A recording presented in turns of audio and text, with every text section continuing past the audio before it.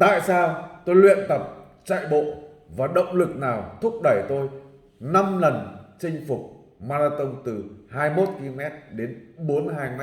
Vâng, xin chào anh chị em. Tôi quyết định là chia sẻ cái video này để là giúp đỡ một ai đó cái kinh nghiệm hoặc là truyền cảm hứng cho một ai đó mong muốn là rèn luyện bộ môn chạy và chinh phục các cự ly marathon 42 km. Thưa các anh chị, tôi đã từng là bụng rất là to, ục ịch, xấu, các chỉ số về sức khỏe là quá mức cho phép, huyết áp cao, mỡ máu, gút, men gan cao và đối diện với bệnh tật và có thể ra đi chết sớm bất kỳ lúc nào.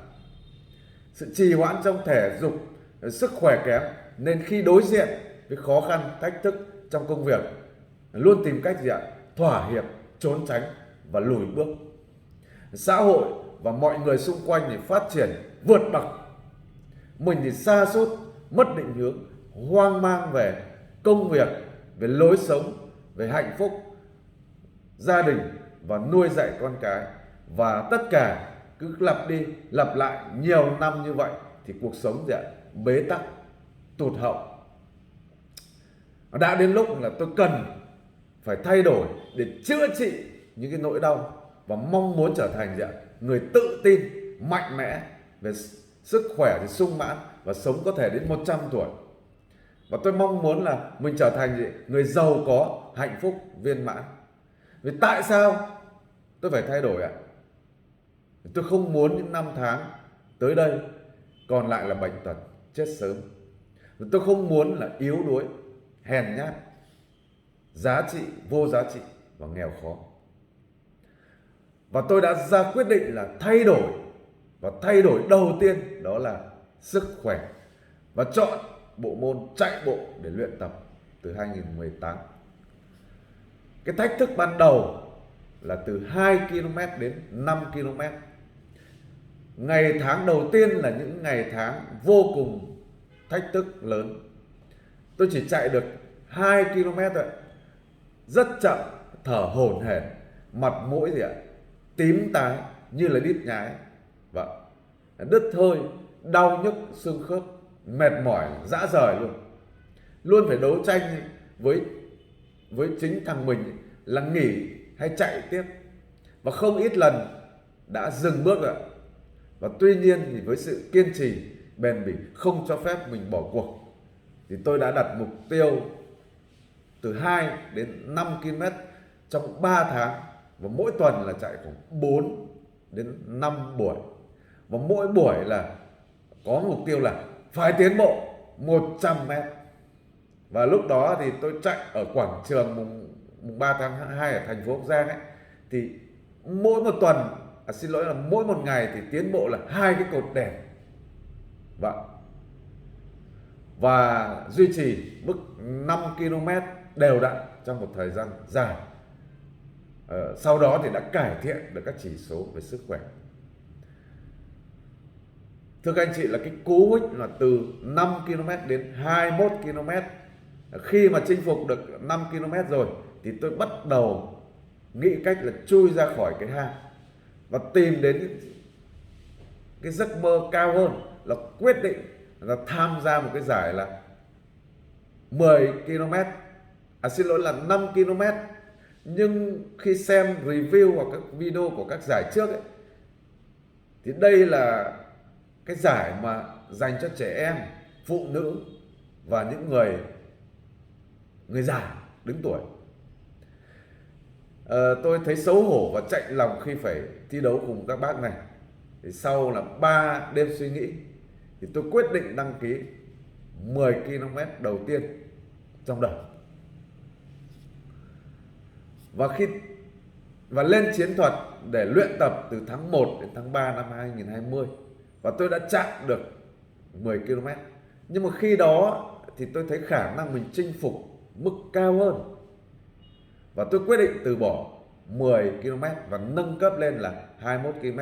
Khi nghĩ đến cự ly này thì tôi rất là hào hứng và quyết tâm. Thế cái hành trình kiên trì luyện tập 21 km thì trong 3 tháng lại bắt đầu. Và mỗi tuần là cái kế hoạch là 4 buổi tập và tổng là từ 30 đến 35 km một tuần. Và ngày mùng 6 tháng 7 2020 lần đầu tiên tôi chinh phục là half marathon 21 km giải Tiền Phong lần thứ 61 tại đảo Lý Sơn và thành tích 180 phút. Vâng, ở đây là bước chuyển mình rất lớn. Và đây là cái huy chương lần đầu tiên là 21 km ở đảo Lý Sơn đấy. Vâng, nó đẹp không ạ? Đó, chắc chắn rồi. Vâng, đây là cái kỷ niệm mà đầu tiên, đầu đời. Đó. Và tiếp theo đó là cái cú hích từ 21 km đến 42 km. Và sau khi là hoàn thành 21 km lần đầu rồi thì tôi vẫn chưa đủ là tự tin để đăng ký 42 đâu. Nó chỉ chọn tham gia tiếp tục là đăng ký một giải 21 km tại Hà Giang và tiếp tục cái hành trình luyện tập. Và khi đến gần giải rồi, còn 1 tháng thôi, thì có một người bạn ở Lạng Sơn là nhạ ý là muốn nhượng bít 42 km cho tôi với lý do là bị chấn thương trong quá trình luyện tập. Lần thứ hai này tôi lại phải mất là 3 ngày suy nghĩ và cuối cùng tôi quyết định là đốt thuyền chơi lớn, mua lại bít 42 km của bạn đấy. Và lần đầu tiên tôi chinh phục cự ly 42 km vào ngày 9 tháng 10 năm 2020. Vâng, tại đỉnh đèo Mã Pí Lèng, Mèo Vạc, Hà Giang, và đánh dấu một cái trang sử mới. Vâng, ở đây là cái huy chương 42 km đầu đời của tôi. Và đúng là đây là một cái bước chuyển vào cái lịch sử mới. Vâng. Và thưa các anh chị là sau cái hành trình này thì tôi đã tự tin luyện tập và đăng ký là 3 giải marathon 42 km. Và giải tiếp theo đó là cái giải mà Hà Nội VN Express Midnight Marathon vào tháng 11 2020. Vâng. Và lần ấy là chạy xuyên đêm, về đích là 6 tiếng. Vâng, thành tích là cũng tốt nhất đấy. Vâng. Và cái giải thứ tiếp theo đó là cái giải Tiền Phong Marathon lần thứ 63 tại Côn Đảo. Vâng. Thì vào tháng 3 năm 2022 vừa rồi. Vâng. Và cái giải tiếp theo mà tôi đăng ký đó là Tràng An Marathon vào tháng 11 năm 2022. Thì còn ít ngày nữa là tôi sẽ chinh phục cái giải này. Vâng, năm 2021 thì không tham gia được cái giải nào vì do dịch Covid. Mặc dù là trong năm 2021 thì đã lên kế hoạch, mục tiêu và luyện tập rất là nhiều. Và thưa các anh chị là sau cái hành trình này thì tôi đúc kết ra những cái bài học, những cái kinh nghiệm từ luyện tập chạy bộ. Cái thứ nhất là sức khỏe của tôi đã cải thiện đáng kể. Các chỉ số và thể trạng rất là tốt. Cân nặng lúc nào cũng ở 66 đến 68 km đấy. Và tinh thần thì hưng phấn, sảng khoái, ham muốn làm việc, không biết mệt mỏi. Và cái bài học kinh nghiệm thứ hai đó là chúng ta không thể bắt những người xung quanh thay đổi được. Chỉ có bản thân mình thay đổi, có kết quả, làm tấm gương truyền cảm hứng cho mọi người thì họ cùng hành động và cùng thay đổi. Vậy. Cái bài học thứ ba đó là tôi cảm ơn cái bộ môn chạy bộ làm cả gia đình tôi là xích lại gần nhau hơn, hiểu nhau hơn. Vợ con, các cháu trong gia đình, đồng nghiệp ai cũng được chạy bộ từ 5 km trở lên. Vâng. Đặc biệt là cái cậu con trai út 11 tuổi thì đã cùng với bố là 4 lần chinh phục các cự ly từ 10 km đến 21 km trong các giải. Vâng. Và cái bài học thứ tư đó là thành công là một hành trình luyện tập và xây dựng những thói quen tốt. Vâng. vượt qua cái cự ly 21 và 42 km. Đó là kết quả của cái quá trình luyện tập kỷ luật với bản thân, vượt qua những nỗi đau thách thức và vượt qua con quỷ lười biếng trong mình. Và tham gia những cái giải này thì đó là kết quả của ngày hôm đấy, chính là cái quá trình luyện tập thôi. Nếu 42 cây mà anh không luyện tập thì không có tài nào anh bước qua được. Vậy vì 42 cây nó quá là thách thức, và hai là cơ thể chúng ta chỉ chịu đựng được khoảng độ trên dưới 20 cây thôi. Còn ngoài ra thì phải do quá trình luyện tập nó tích lũy và về cái bài học thứ 5 là qua các lần chinh phục các cự ly thì tôi đã luôn phải đắn đo, do dự rất nhiều. Cái bài học ở đây là mình cần phải ra quyết định nhanh, đặt mục tiêu lớn. Khi bạn ra quyết định rồi thì số phận bạn hình thành, và bạn sẽ biết phải làm gì và làm như thế nào để đạt được nó. Và cái kết quả thì nó rất là ngọt ngào, lớn hơn những cái gì bạn nghĩ nhiều. Cái bài học thứ 6 đó là không gì là không thể cả. Đằng nào cũng nghĩ lớn, đằng nào cũng nghĩ thì chúng ta nghĩ cũng làm lớn hơn và hành động mạnh mẽ hơn.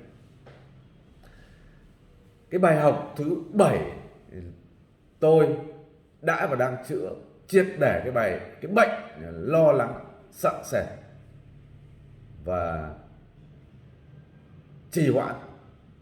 Kẻ thù lớn nhất của chính mình, và tôi đã vượt qua được chính mình, vượt qua được những cái giới hạn thông thường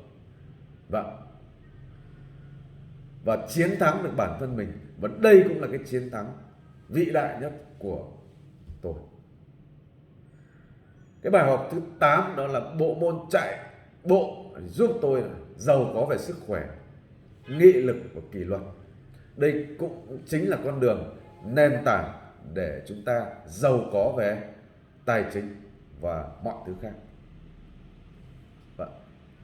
Cái bài học thứ 9 đó là hàng năm chúng ta đăng ký ít nhất là khoảng 3 giải để chạy trên mọi miền Tổ quốc. Thì cũng là một công đôi việc, vừa đi để rèn luyện, trải nghiệm, kết hợp du lịch với gia đình rất là thú vị, ý nghĩa. Đổi gió cái du lịch truyền thống đi mãi thế cũng nhàm chán.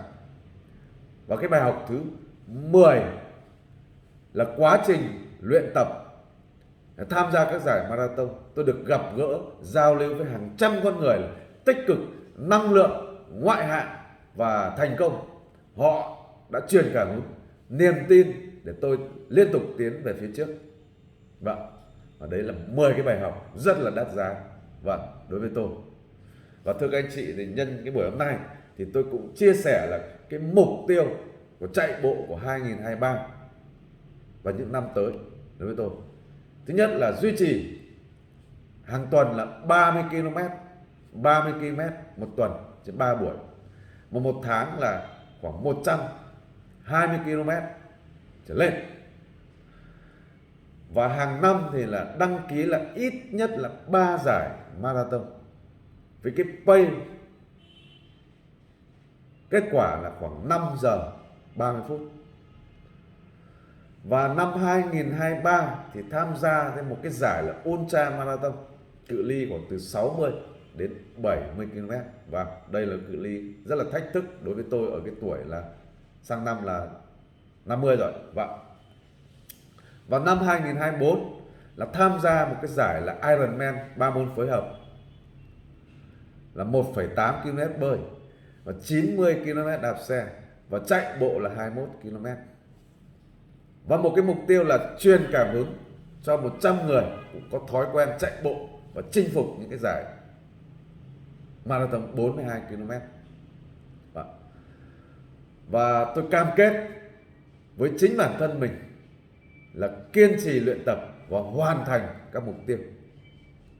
Thưa các anh chị, là nếu không có sức khỏe thì cho bạn 1001 điều ước thì bạn sẽ ước điều gì? Người chạy bộ thì chưa chắc đã thành công, nhưng người thành công luôn có một thói quen chạy bộ hoặc rèn luyện một môn thể thao nào đó. Tôi chia sẻ câu chuyện và bài học chạy bộ không có đúng, không có sai, nó chỉ phù hợp với hoàn cảnh của tôi thôi. Rất cảm ơn anh chị em đã quan tâm. Nếu học được điều gì đó thì mọi người hãy áp dụng ngay nhé. Và anh chị em cần chia sẻ sâu hơn thì hãy liên hệ với tôi luôn sẵn sàng. Vâng, xin cảm ơn và hẹn gặp lại những video clip tiếp theo.